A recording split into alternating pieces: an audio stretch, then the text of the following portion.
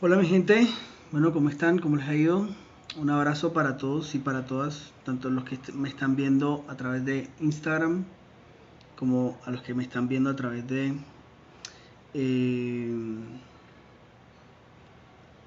los que me están viendo a través de Facebook. Un abrazo para todos y para todas. Espero que se vayan conectando o posiblemente pues se puedan conectar más tarde, no sé. Un abrazo para todos, de verdad, muchísimas gracias por estar aquí. Voy a hacer una pequeña lectura de un texto que escribí hace mucho. Ya, es un texto que escribí exactamente en el 2019.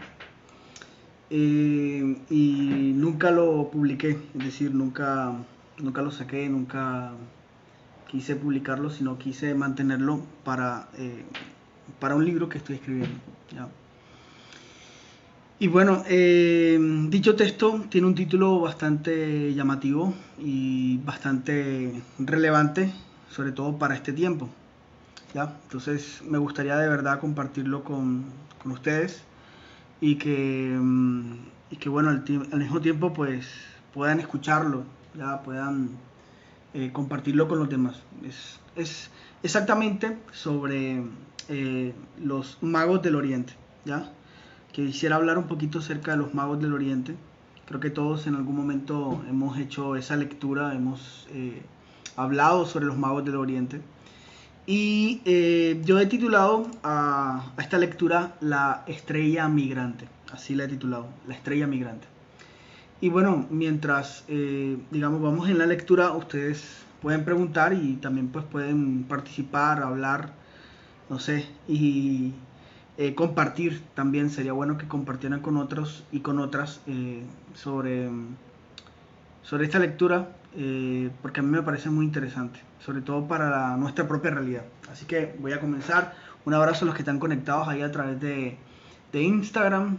A los que no, pues de pronto lo puedan ver de manera asincrónica. A los que están también conectados ahí a través de Facebook, muchísimas gracias. No hay muchos, pero gracias por estar aquí. Gracias por estar aquí. Se llama así, La Estrella Migrante. Una bella estrella se posó en el crítico Belén. Muchos no entienden por qué esa estrella brilla con tanto esplendor. Porque justo irradia luz sobre esta zona del territorio. Algunos llegan a creer que se trata de algo más que una estrella, ya que es imposible, científicamente hablando, que una estrella pueda iluminar un lugar muy específico del planeta.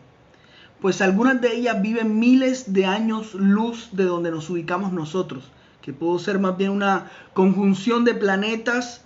Quizá fue simplemente una excusa narrativa para puntualizar la grandiosa llegada de Jesús. Una forma de mostrar la importancia de los gentiles o extranjeros en esta particular narrativa.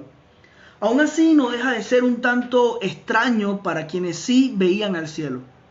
Algo ilumina, exactamente, dice, algo ilumina el trágico asentamiento, irradiando luz sobre aquella, digamos, invasión de personas que sobreviven a las políticas de segregación que se imponen en la vieja Belén.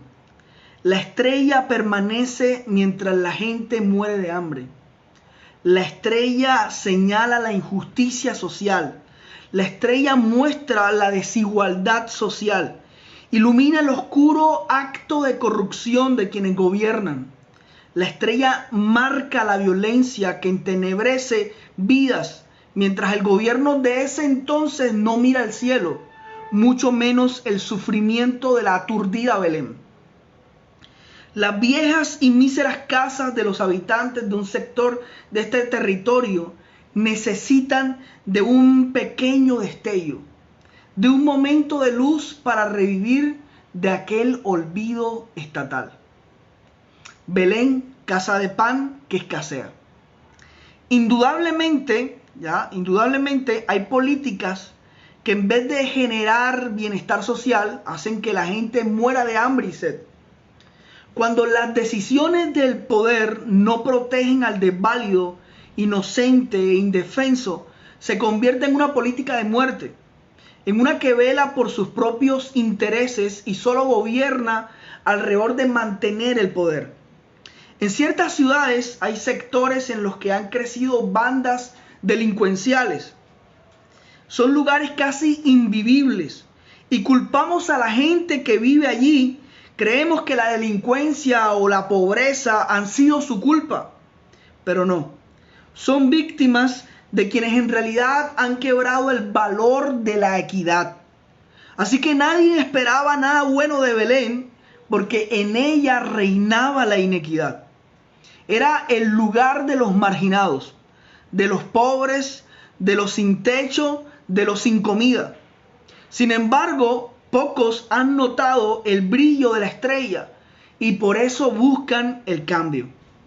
Pero a su manera, en esa misma región se han levantado grupos insurgentes que buscan el cambio, pero con armas. No soportan vivir las injusticias y las afrentas a las que son sometidos gracias al poder religioso y político imperante. Vivir en Belén es vivir rodeado de violencia. Es tener que elegir entre ser sometido o rebelarse a los sometedores en grupos al margen de la ley. Es tener que enfrentar la dura realidad de ser colonia de un pueblo extranjero que lo único que ha traído es pobreza con su política de la paz. Claro, la paz con X, ¿cierto? Pero no la tranquilidad o el bienestar social que todo gobierno debe garantizar a su pueblo, sino la seguridad a toda costa. Esa que asesina a su mismo pueblo con el ideario de sentirse tranquilos ellos. Aniquilan a todo lo que desestabilice o incomode el poder de turno. Desaparecen a cualquiera mostrando resultados con la justificación de que la mano dura político-militar o la militarización de los territorios es con el fin de darles la seguridad a la gente de bien. Como si los otros o las otras fueran gente de mal por ser pobres, como si la pobreza fuera en sí misma un crimen. Esos han sido los detonantes que han llevado a los más débiles a sobrevivir o a huir. Cuando escribí esto, obviamente estaba en una situación, estábamos, que creo que es lo que ha pasado no solamente, digamos, en nuestro país, Colombia. Yo vivo en Colombia. Para los que están ahí en Facebook, muchísimas gracias. Hola Lucas, hola Te de Jesús Méndez. Bueno, no sé quiénes están aquí por Instagram. Un abrazo para todos, también pueden saludar, por favor. Sería bueno poder hablar con ustedes y saber que están ahí. Esta es precisamente la realidad en la que Jesús tuvo, ¿cierto? O por lo menos en la mentalidad de los, digamos, de los evangelistas, tuvo que haber vivido. Y lo describo de esta forma porque no solamente es la realidad que pudo haber estado en la mente de quien escribe el texto de la estrella con los magos del Oriente, sino que es nuestra propia realidad. O sea, es la realidad que vive a diario un país como Colombia, ¿ya? Un niño que nace en Colombia, sobre todo en el aspecto rural, es un niño que le toca enfrentar como tal, es una niñez violentada. Y si, digamos, nos preguntamos acerca de, digamos, de cómo tuvo que Jesús enfrentar su propia niñez, es posible que esta sea una manera o una forma de describir exactamente cómo tuvo que haber vivido Jesús exactamente su niñez. Ok. Muchísimas gracias por estar por aquí, por Fe y para Fe. Un abracito, Jenny. Un abrazo también ahí a los que están conectados. Y por acá también por Facebook. Muchísimas gracias por estar aquí, de verdad. Seguimos. Dice, unos miran la estrella, la ignoran incrédulos, callan con miedo o simplemente entienden el sentido de esta, pero prefieren ser indiferentes ante ella. Ya que las estrellas para los judíos tenían un significado simbólico que no podían sencillamente olvidar. Claramente el texto digamos, del evangelista, cuando se refiere exactamente a la estrella que guía a los magos, está basado en el libro de Números, capítulo 24, versículo 17, donde digamos que el sentido de una estrella que guía a los magos, pues técnicamente nos está hablando de ese sentido mesiánico que poco a poco Jesús va a tener. Entonces, su sentido mesiánico envolvía aquella eventualidad, pero debido al poder del momento preferían callar. Sí, esperaban que hasta las estrellas gritasen el cambio, pero ellos sabían que hablar mal del actual gobierno de Herodes, autoapodado el Grande, era generar una posible ejecución estatal. Cualquiera que por lo menos insinuaba relevo del poder estaba más muerto que vivo. Otros no buscaban cambios por la comodidad que experimentaban al estar cerca de Herodes. El hombre del poder daba cierta seguridad, pues el Grande estaba completamente rendido al Imperio Romano. Era su avasallador, era su títere del momento, o en algunas ocasiones su instrumento para justificar las intenciones intervencionistas. Deportaciones. Mientras unos desesperados jóvenes migrantes son deportados a su tierra originaria y aún en su tierra van de aquí para allá buscando un lugar de refugio para pasar la noche, justo en donde ha sido iluminado, pues las decisiones de quienes creen que cada persona debe quedarse en su lugar de origen, que las fronteras están cerradas para algunos, sobre todo si son pobres, han hecho marginar y morir a tantos que salen, como han hecho morir en la conformidad del sistema a otros que se quedan. Este es el caso de José y María, un joven adulto y una adolescente embarazada deportados a su lugar de origen y que en este viven las penurias de la patria. El hambre, el cansancio y la agonía los dirige buscando estación. Un imperio con decisiones discriminantes decide contar la expansión de su control territorial, pues algunos censos terminan con expresiones xenófobas. No todos. Al final terminan por creer que la causa de sus males, ya instalados desde antes, son los que han venido en búsqueda de nuevos horizontes. Su escasa y pobre crítica al sistema, ese que no les da trabajo, ese que no es eficiente en sus derechos humanos y aún mantienen desinformación sobre los derechos sexuales y reproductivos. Y aún mantienen en desinformación sobre los derechos sexuales y reproductivos. Los convence de que los que vienen son personas que no merecen lugar. Que el sistema es tan víctima cuando no, en su mayor parte son victimarios. Sin embargo, ahí estamos, cerrando puertas a quienes vienen o van, creando muros y dibujando fronteras, porque nos han convencido que somos de mejor clase social, que de verdad pertenecemos a una clase media alta, que posiblemente no existe, cuando la brecha entre ricos y pobres se hace más grande y los que se benefician de tener refugiados o desplazados son los mismos ricos o violentos que generan los desplazamientos.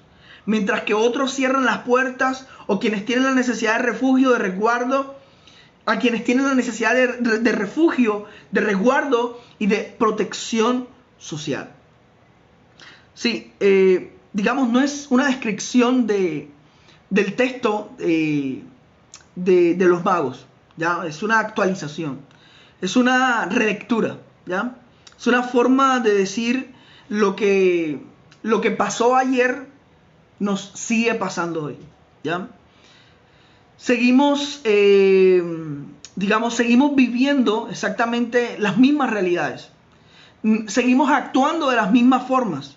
Y seguimos generando odios, rechazo y sobre todo pobreza a mucha gente. A gente como José y María. José y María que precisamente traían al Salvador, ¿ya?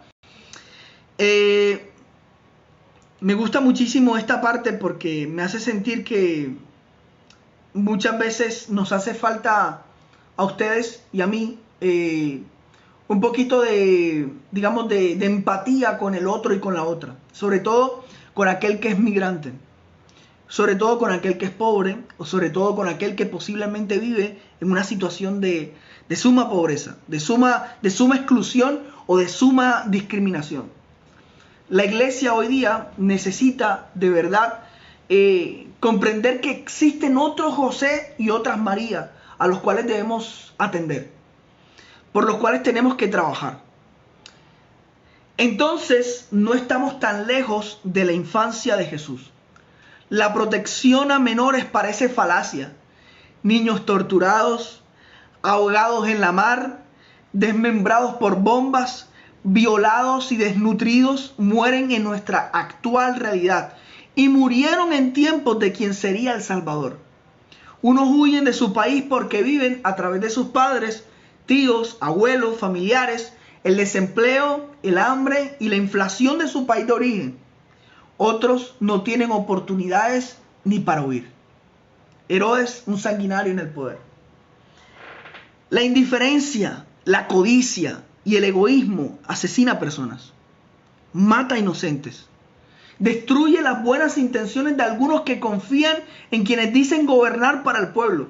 Por gobernadores como Herodes, que se mantienen en el poder para alimentar sus propios intereses, es que muchos mueren en total desconocimiento. Y la infancia es la más afectada. Los desconocidos niños son víctimas reales.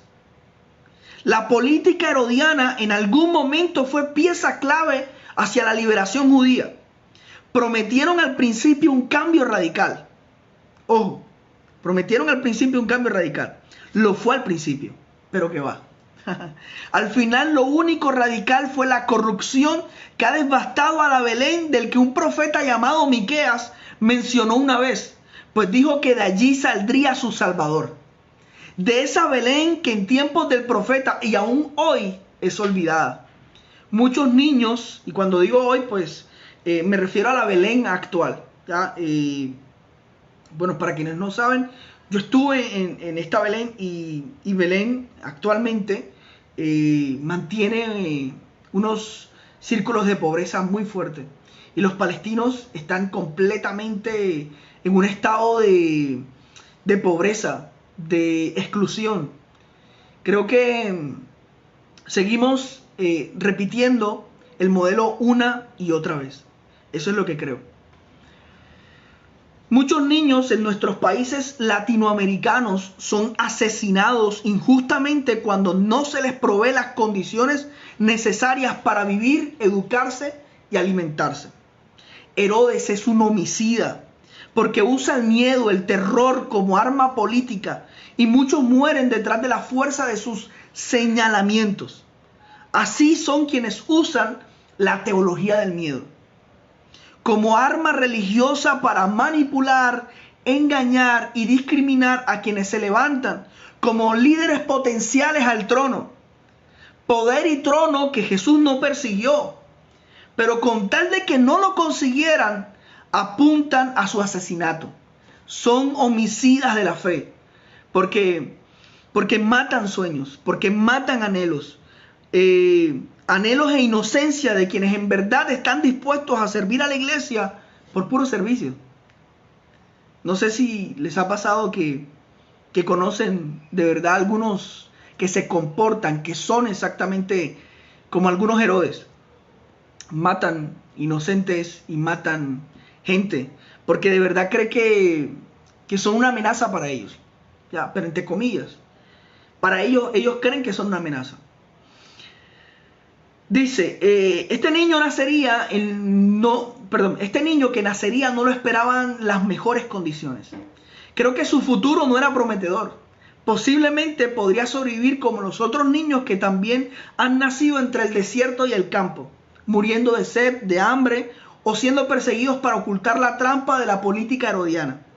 La infancia de Jesús, tal y como piensan llamarle sus padres, estará envuelta de huidas y sobre todo de violencia, porque en Belén, un niño pobre que ha vivido expuesto al ámbito rural, ha vivido en carne propia la propia violencia. Este Jesús nacerá entre un imperio que conquista territorios y abusa de su poder. Pues según la unidad de los estados es su prontuario. Y para que esto se dé, cree que es justo y necesaria la intervención con el fin de democratizar los países y volverlos pacíficos y prósperos. Y la insurgencia en Galilea y sus alrededores, que piensan que hay que luchar por una sociedad equitativa y igualitaria, pero que solo se logra en el poder. ¿Cierto? No sé, sé que posiblemente algunos colombianos se sentirán identificados, pero debo decirlo, mientras escribía pensaba en mi propio país, ¿ya? En cómo el Estado cree que la democracia, ¿cierto? Bueno, lo que él cree que llama democracia, es volver a los países pacíficos y prósperos. Claro, pero sacrificando a unos a través de, digamos, de una economía sana o algo por el estilo, mientras al otro lado, posiblemente en Colombia y en otros lugares también, existe una insurgencia que cree que la única forma de realmente conseguir paz y igualdad es ellos llegando al poder. Ya, eso pasa, eso sucede, y muchas veces lo que se persigue de lado y lado, no importa a veces el lado político que se tome, es simplemente eso, el poder, ¿ya? Y el poder tiene una delgada línea hacia la corrupción, ¿ya? En muchos aspectos, no solamente en el aspecto eclesial, no solamente en el aspecto político, sino bueno, en la iglesia, en la familia, ¿ya? Es una delgada línea. Por eso es que hay que saber qué hacer cuando se tiene poder, ¿ya? Bien. Dice, bueno, pero que eso solo se logra en el poder. Y algunos creen que es con las armas, posiblemente al costo de una niñez, de una adolescencia o de una juventud que se encarna en la violencia armada y política que vive aquel sector iluminado por la linda estrella. No hay escenario más violento y desigual para el niño Jesús que el actual. Por eso ya no basta con una estrella. Si alguien lee este texto, si alguien me escucha en lo que estoy diciendo, sepa que necesitamos un cielo estrellado. Estrellas que migran de un lado a otro, iluminando lo oscurecido por otros, señalando lugares para los sin techo, buen trato para la infancia y ayuda para el migrante o el desplazado. Pero no solo necesitamos las estrellas que migran, sino los magos que las persiguen. Aquellos que puedan leer la realidad detrás de cada estrella. Aquellos que ven esperanza en lugares de desesperanza. Necesitamos de aquellos que también migran con la convicción de encontrar en el reflejo de la estrella la salvación. Los astrólogos paganos e inmigrantes. Ahora, aparecen en la escena unos magos del oriente, que no eran reyes, que no eran tres, ni siquiera eran verdaderamente magos, tal y como podríamos extender la expresión hoy, sino que eran sabios, que eran astrólogos expertos que habían estudiado el mesianismo judío que se desarrolló también en la Babilonia en medio del cautiverio, posiblemente en tiempos del cautiverio, claro. Estudiaban los fenómenos celestes y entendían los tiempos. Estos sabían que era hora de un cambio político y por eso buscaban al nuevo rey.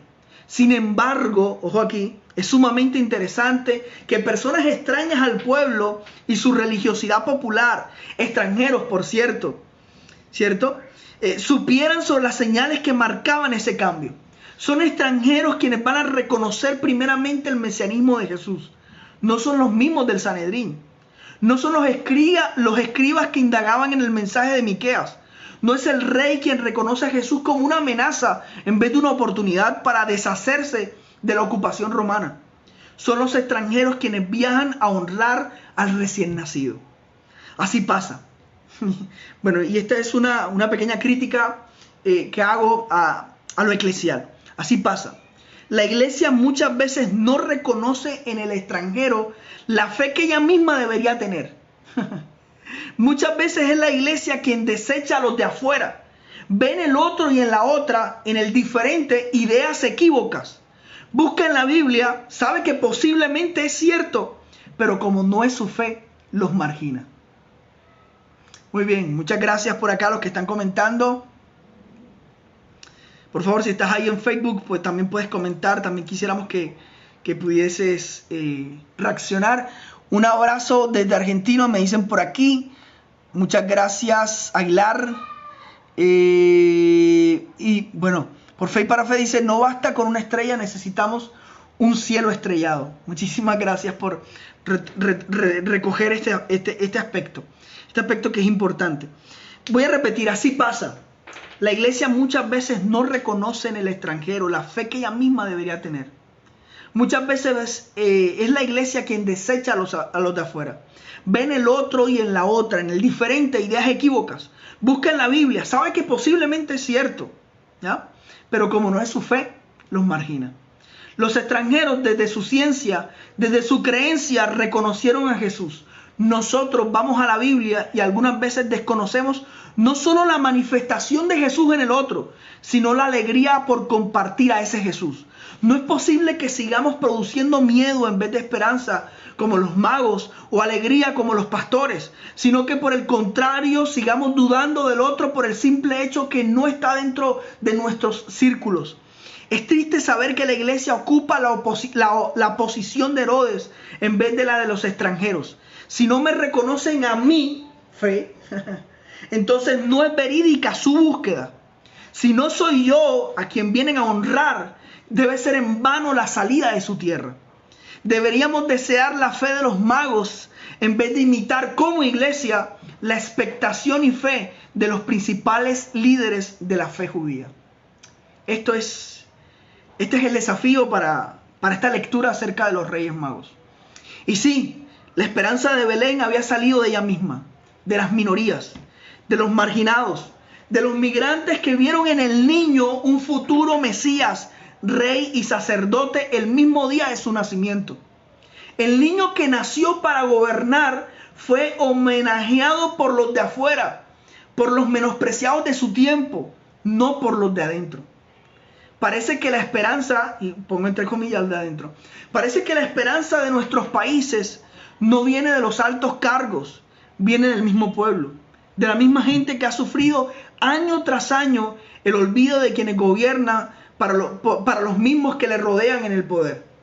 La salvación viene de una infancia cuidada tiernamente, protegida, alimentada y educada por quienes le rodean. Me gustaría, pensando un poco, este escrito lo hice exactamente pensando un poco en lo que llaman, bueno, yo soy profesor de educación religiosa para niños desde quinto grado de primaria, que es aproximadamente entre los 9 y 10 años, hasta los 16, 17 años.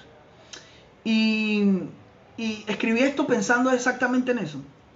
No tanto, de pronto, en algunos niños, ¿cierto? Que posiblemente tienen las condiciones o posiblemente han vivido, digamos, en realidades bastante buenas, cómodas, sino en aquellos chicos que posiblemente a veces viven en sectores rurales, viven en Belenes, ¿ya? Discúlpenme la expresión.